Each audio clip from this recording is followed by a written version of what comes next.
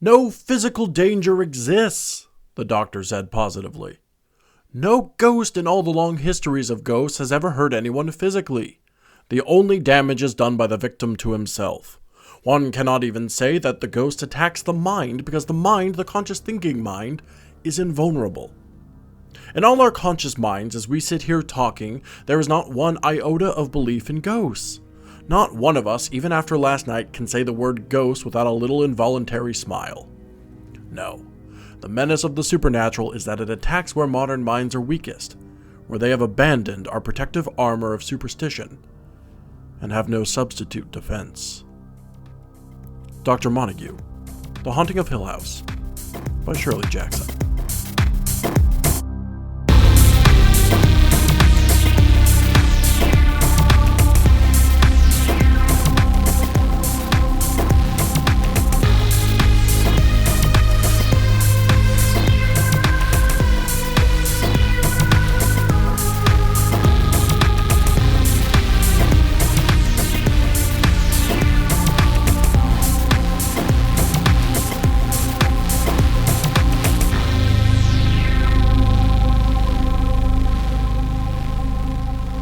After the harrowing events of both Springwood Lodge and the Millionaire's Tomb, Saint and Alister continue their drive into Texas and closer to Saint's home.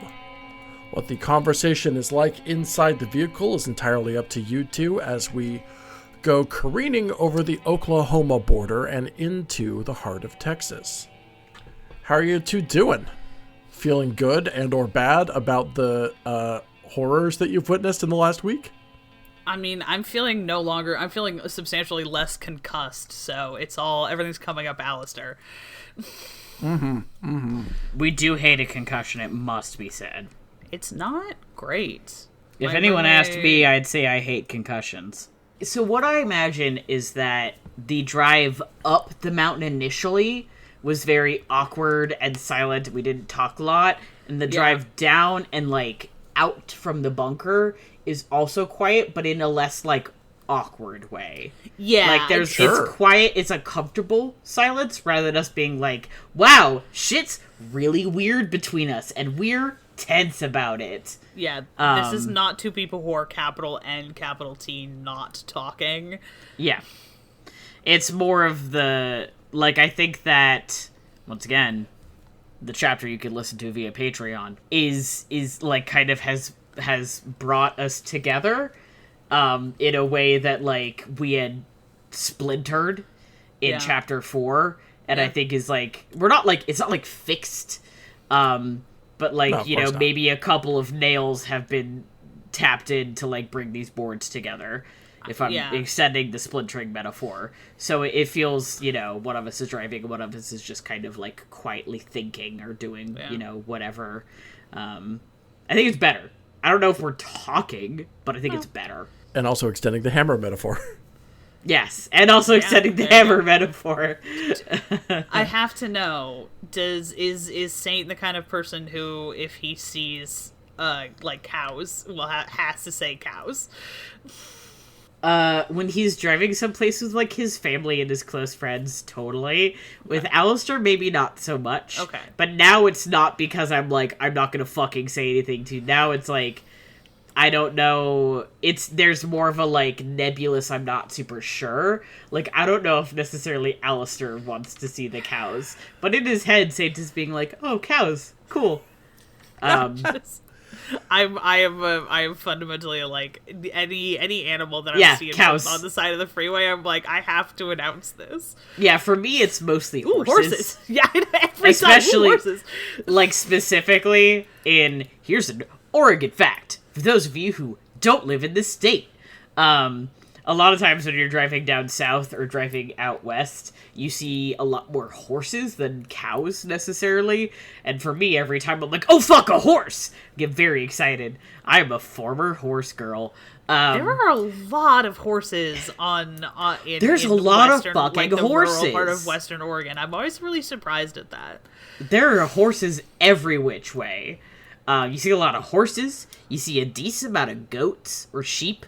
You do see a decent amount of cows also, but it's a lot of fucking horses. So, I think that Saint in his brain is like, oh, an animal, neat. But it's not necessarily saying it out loud. If you're looking, you see him kind of like perk up and be like, oh, a horse. And then go back to like doing whatever. He's like, listening to his fucking tunes or whatever. So, folks, you may have noticed we took a momentary hiatus of a couple of months between between chapters 5 and chapters 6, during which our characters not only had a bonus chapter of sorts that you can listen to on our Patreon, but also they've had a chance to level up. Would either of you like to maybe explain even some of the minute differences that you've made with your characters? Do you want to go, or do you want me to go? Sure, yeah, I can go. To you, my friend. I really only I just sort of moved some things around in my skill pyramid. Feels weird to call it a skill pyramid, but I keep wanting to call it a skill tree. It's not a tree. That's not how this game is organized. So as part of a minor milestone level up in Fate, you can move skills around. So I went ahead and swapped my will skill down to an average and stealth up to fair. Will checks haven't really come up. And I'm going to be honest, that's part of the reason is because that's a skill that I'm finding it's a skill that I'm finding it difficult to quantify, but also I feel like Alister is evolving as a person, but in a way that sort of requires becoming unmoored a little bit. And so I think he is a little more malleable right now, maybe his force of will is taking a backseat to some other stuff. And I also bumped my deceive skill from a fair to a good, because I'm good at lying, and we'll see. Might have to expand the scope of people I'm lying to. Who knows? We'll find out. Damn, if I was retroactively smart, I would have made you roll Will against Springwood every time he did one of his little psychic tricks. But that didn't occur to me. Oh well. Matty? Yes. So, for those who are not familiar with Fate, there's a lot of things you get on a major milestone. You get everything from a minor milestone, everything from a significant milestone, and everything from a major milestone. So that gives you a lot of options. Not everything ended up being applicable to us. For example, there's severe consequences and you could adjust.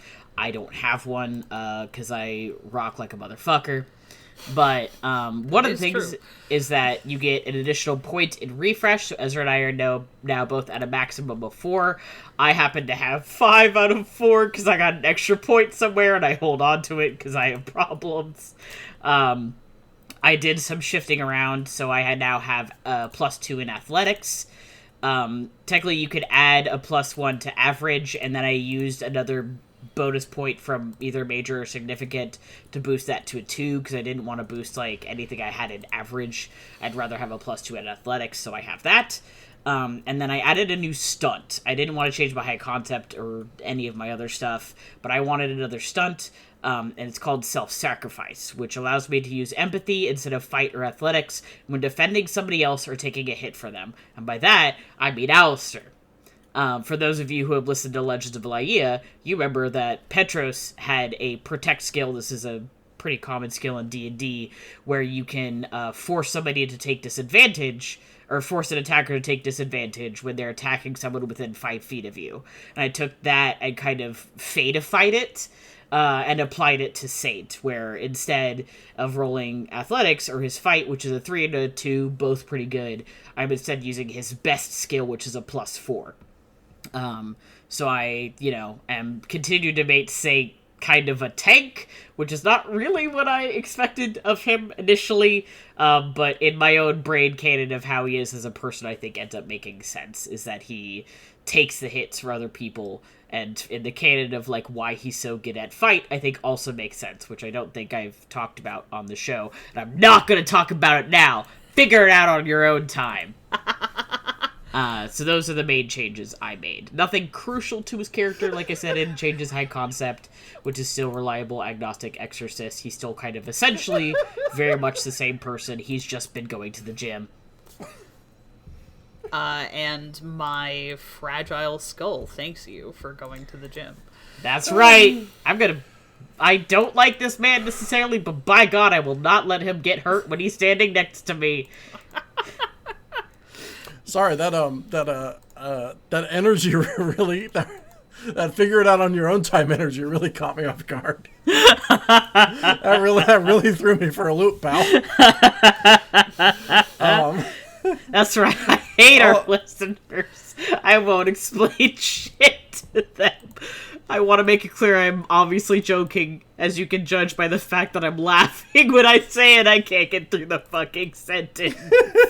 I'm sure it'll come up eventually. It really got me. I didn't realize I had homework. I think I've told you, Ben. Yeah, no. Yeah. And I'm sure it'll come up in the game eventually, but right now it's not important to the lore at all why he knows how to do this stuff and why he's kind of a beefcake. But I do have lore reasons, I promise. I thought about it. Excellent. In which case, let's tackle some plot that has happened or can happen right now, which is Ezra. Yes. Alister expressed the desire to reach out to his employers to let them know what happened at Springwood, but I think you implied you weren't really going to go about it in the most official way possible. Do we want to have that play out now? Sure. So, I will say that this is something where I'm gonna need a public Wi-Fi network.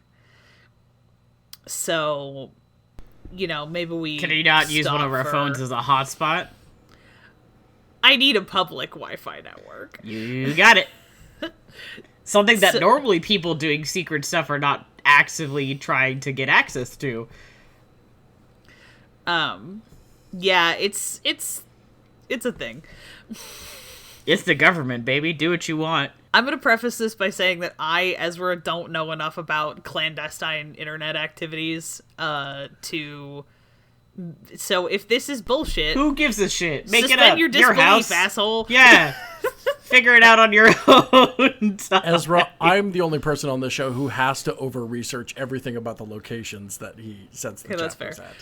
All right, well, then in that case, Ezra, why don't you tell... So, is it just that you want to, phone in, but not have it be obvious that it's you? Or are you leaving an anonymized email? I'm going to do this over a public Wi-Fi network. I'm not actually going to, so Ben, you're not going to need, this is not a phone call. So no need to, you don't have to prepare to do, weird secretary voice or anything like that. I'm doing this the way that somebody, like an agent who is in a position where they need to be on the sort of like keeping things innocuous, rather than just, I need to step out and make a phone call to my boss at the shadowy government agency. So I don't know, I'm just gonna assume that we stop for gas, and it's, you see truck stops that have a little Starbucks or something, a little legally not Starbucks. My brain decided Tim Hortons. There's no Tim Hortons in Oklahoma. There is now, if you want it to be. This is an alternate timeline in which COVID doesn't happen, and also Tim Hortons has aggressive southern expansion. Okay. Yeah, okay. So we stop at a truck stop for gas or whatever that shares a parking lot with the southernmost Tim Hortons in North America, which is how you know that this is... Anyway. In ParaScience, not all the weird shit is about ghosts and aliens. Yeah. Sometimes you're like, why is there In-N-Out in Missouri? Yeah, I don't know. It's just there's just a few more Tim Hortons, and some of them are in the central United States. I'm just going to do this from, I have a laptop in addition to a phone, and because I'm not trying to disguise that it's me. It's just going through some more, like, obscure channels. So what I do is I kind of write up my little blurb about what happened, keeping it fairly, Alister's not a real florid guy. It's very to the point. And I I like save it as an image as opposed to as a text file.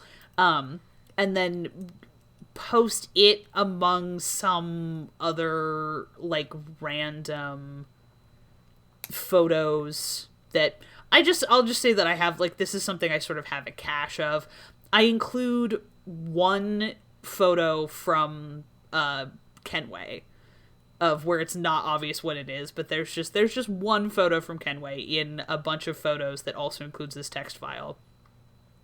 Post it on some, like, really obscure subreddit. I'm not gonna pick one. I think Alister literally, like, randomly generates a subreddit. Post it on there, and then there is the sort of drop point for this is the contact form of something that appears to be an extremely small credit union in Minnesota. I swear to God. One of the ones that's like, no, I hear you. For like some specific some specific logging company employees from like the 40s or whatever, and it's not called that because the logging company is defunct. There used to be, like, for instance, up where I live, there's a handful of oil refineries, and most of the oil refineries had, like, their own employee credit unions for a long time. Yes, absolutely. And so it's something like that from, like, forestry or shipping or something like that.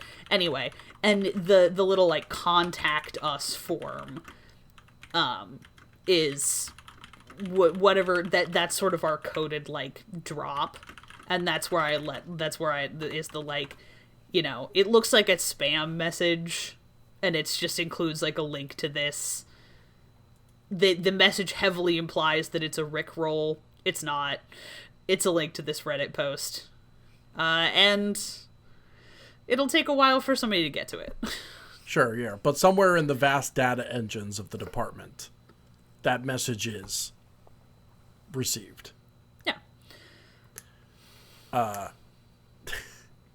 In ParaScience, the surveillance state is benevolent. And I just, I will say that I don't hide that Saint was there, but I minimize the extent to which we were working together. Certainly. Sure, yeah. Then as already stated, within the vast data engine of the department and with all of its resources, that information down the line, although it may not be the day you send it, that information is eventually uncovered in some way or another, whether it's by your direct supervisor or by other parts of the nebulously organized department that you work for. Job well done, Agent. However, congratulations on some of your first major steps deeply outside of your operating parameters, including the events at the end of Chapter 5. That's right. I'm gonna get my boy the fuck out of there. And now, Matty, it's time for you and I to do what Ezra and I have done for so many starts of chapters, which is we're about to fake a phone call. Awesome, okay. During part of the drive in which Saint is not driving, I'm going to say that you get a phone call on your smartphone. Yeah, you just call me on my cell phone. Yeah. It is from a local Texas area code, and it is notably not a number that you recognize. Alright. Cool. Saint picks up. My instinct is always, if it's a phone number I don't know, I'm like, fucking leave me a voicemail. I don't give a shit. You're not my dad. But Saint, I think, gets enough random calls from numbers he doesn't know that are jobs that he's like, okay, I pick up. So he sits up and rubs the sleep out of his eyes, and he picks up and he's like, hello, Saint Garcia Flores. Hi. Good. I got the right number. This is Teresa's kid, right? Yeah, you're right. How can I help you? Well, you're still. Sorry. Hi. My name is Lefty. Lefty Douglas. I should. There's got to be a way I can start this over better. Sure. Do you know your cousin Deacon? Yeah, no, I know. Yes, I do in fact know my own cousin. All right, well, I don't know all my cousins, so I just wanted to... No, that's fair. I didn't mean to sass you. What's going on? How can I help you? Well, sure. Look, I don't mean to take up too much of your time or anything, but I don't suppose you're in, I don't suppose you're in the area, Texas. I mean, it's a big state. Depends on which area. This is I'm North Texas. You know where Lake Arkansas is? Lake Arkansas? Yeah, that's right. Yeah, that's right. Okay. Sorry, it just I wasn't expecting that. Give me a second. Texarkana, baby. They are... It's all... And now, a sniper rifle comes out of nowhere and kills Saint for giving Ben sass, and I die. Now, good news, we're gonna be Agent Scarlet. Before anyone gives me sass about anything. Yes, historically, the Arkansas people did occupy this area. Okay. Further, there is nothing more American than naming something incorrectly. Yep, no, absolutely. I just really, like I said, really was not expecting to hear, are you near Lake Arkansas? Well, give me a sec. Let me just check. I'm looking out the window to see, this town in 5 miles or whatever. I'm like, yeah, I think I'm not far. What can I do you for? I'm a cook at this local establishment. It's called the Lakeside Bar and Restaurant. It's over here on the edge of Lake Arkansas. Okay. Your cousin Deacon comes in every so often. He and I are friends. That's how I know about his cousin that's into ghosts who he gave me your number. We've God, I don't know how to say this, and now that I want to say it out loud, it sounds it sounds unbelievable, but surely you've heard this from plenty of people, right? I think we have a ghost. Good news. I do in fact hear that from a lot of people, enough that I've made a career out of it. Don't worry, if you sound crazy to anybody, it's not me. Okay, good. That's what I was hoping. The other patrons here at the bar, they've been a little less than charitable than you have been. Sure, I understand. I hear that a lot too. Don't worry. Well, I'm guessing you want me to come and check it out? If you wouldn't mind, I'm willing to pay for your gas or reimburse you in some way. I don't know how serious this is, but we had a feller die here about a week ago, and I don't know. This place hasn't felt right ever since. And CSI Texas. Sorry, I was also gonna say while I'm gonna goose out that you said into ghosts, and I almost said yeah, Saint fucks ghosts out loud, and which is why I was making that horrible face. So I just needed to explain my actions here in front of the council. Changing my display name to Saint Fucks Ghosts. Saint Fucks Ghosts. Actually, it'd be worse if he had a ghost fetish, but actually couldn't get a ghost to fuck him. I think would be the sadder part. I just and this place hasn't felt the same ever since. So if you've got the time, maybe you could come, check things out. I don't know if you just say a prayer or if you or what you're. But I think we could use some help. Sure, I'm happy to take a look. Somebody died there a week ago? What happened exactly? Yeah, one of the bartenders, Philip Creek. He there was a bit of a. He lives across the lake, and every night he packs up and then takes his motorboat off to the dock across the lake, and Well, I guess it was either too cold or too dark, but poor soul crashed, and yeah, no, we buried him only a couple of days ago, but the bar ain't been the same since, and Sure. I don't think it's just I don't think it's just grief. I think there's something more here. I've seen things moving when they weren't supposed to and all that kind of stuff, and I swear I can still hear him, you know. Yeah. No, I understand absolutely. So when Deacon mentioned that his cousin was an exorcist, I figured, you know, it's what are the odds, you know? Sure. Just to check. And this does not mean I don't believe you. This is part of my checklist. I have a thing I go through because you just never know, right? You had anybody around recently to check on gas lines, electricity, anything like that? Oh, yeah, sure. Macy keeps good order of that sort of thing. I think she's I think she could vouch for the up and up of the place. Okay, well then, just give me 1 sec. Just stay on the line. Let me check something. Put my phone on mute and I turn to Alister. And the accent turns off. No, that's not how it works. I can promise you that's not how it works.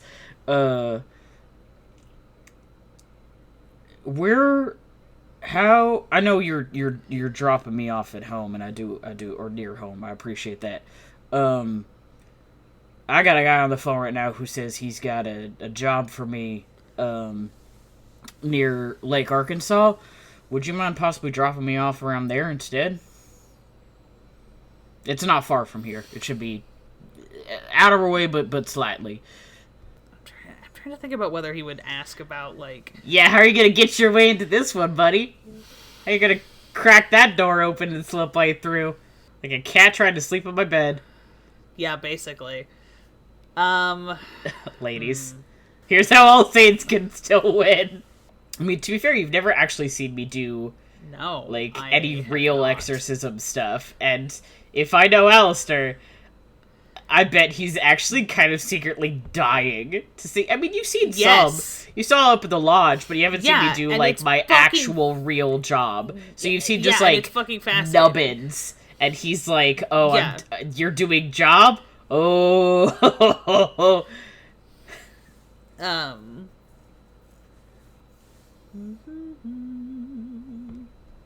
What is he gonna say? I should have thought this. I was thinking about this, and then I was listening to you guys talk, and then I was not thinking about it anymore. That's fair. Were you charmed and disoriented by the sound of my beautiful and authentic Texas drawl? I'm trying very, very hard not to also pick one up. That is going to be... It's a little out of the way. You just mind just dropping me off. That's fine. Lake Arkansas? Yep. Saint... Have you ever been on a boat? Yeah, you were there last time I recall. Fair specificity. Have you ever have you ever driven a boat? Alister, you do remember that I repair motors and motor vehicles for a living, right? Like beyond the exorcism stuff. I will admit I was under the impression that marine motors were substantially different. Are they not? I don't know. I'm sure they're not. I don't think they are. Shit. No, I'm ssure they're fine. Alister is trying to do I know how boats work if you're going out on a lake. Do you want somebody else to be in a boat? Yeah, but the thing is that unfortunately we're in a fucking tennis match. No, that's I great. in fact did just hit the ball. Yes. I mean, outboard motor diagram Google. Anyway, I mean, I think it's one of those things where car motor, but he fixes cars and motorcycles, and I will just buy that he also learned how to repair boats separately, even if they're not that different. So we'll just rewind a little bit. Yeah. There are, in fact, actually quite a lot of lakes, and I absolutely buy that Saint also knows how to repair boats. Yeah, there are actually a lot of lakes and coastline in Texas, is what I was going to say. Yep. It still touches the Gulf. Yeah. So I'm gonna just say what did you just say? Oh, I said, and he said I was under the impression that marine motors were substantially different. It doesn't really matter. I know if it's got a motor, I, for the most part, know how to fix it. Not to brag, but I've been doing it a long time, longer than I've been doing the ghost situation. So, drive a boat. Don't do it very often. It's not really a ton of that around where I live, but, deal with a boat? Sure. And let's be honest, if there's people around there, somebody will drive me out in a boat. I mean, hell, my cousin's out there. I get Deacon to do it. I stand corrected. I'm gonna just, Alister will wait for, this is, which exit are we taking? Thank you, much appreciated. Unmutes my phone. Yeah, sounds like I'll be able to, I'm currently in a ride with somebody else, but, looks like I'll be able to get a ride there. We can be there at about, enter amount of time it'll take us to get there. Let's say an hour. Sure, Yeah. I'll be there at about an hour. You want me to just meet you at the bar, or meet you... What's best? I'm going to say it's afternoon right now. So yeah, let's say the bar is probably going to open for business soon. That sounds good to me. I'll be starting up my shift just around then, so I'll be in the kitchen, I guess. Okay. Just knock on the front door. You got it. I'll meet you there. Click. In which case, the two of you drive off into rural Texas, off to Lake Arkansas, and off to the Lakeside Bar and Restaurant for a spooky, straightforward ghost story that we will pick up in the next episode.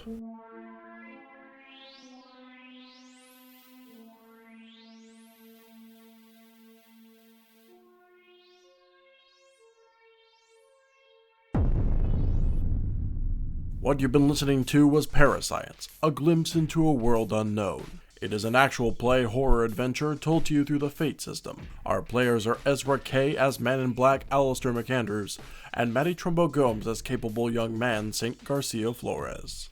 As for myself, I was your game master and disembodied voice, Ben Hamlin.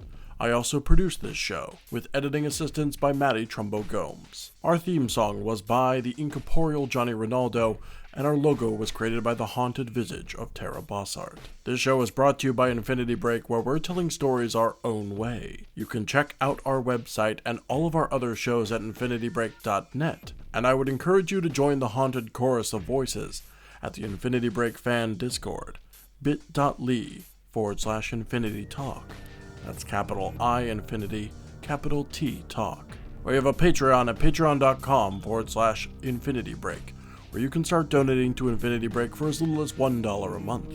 Finally, if you listen through Apple Podcasts, don't forget to leave a review. Reviews help us rise in the podcasting charts and help more people stumble across our show like a body in the woods. That's all for now. Let ParaScience gaze back at you like a face in the mirror that isn't yours.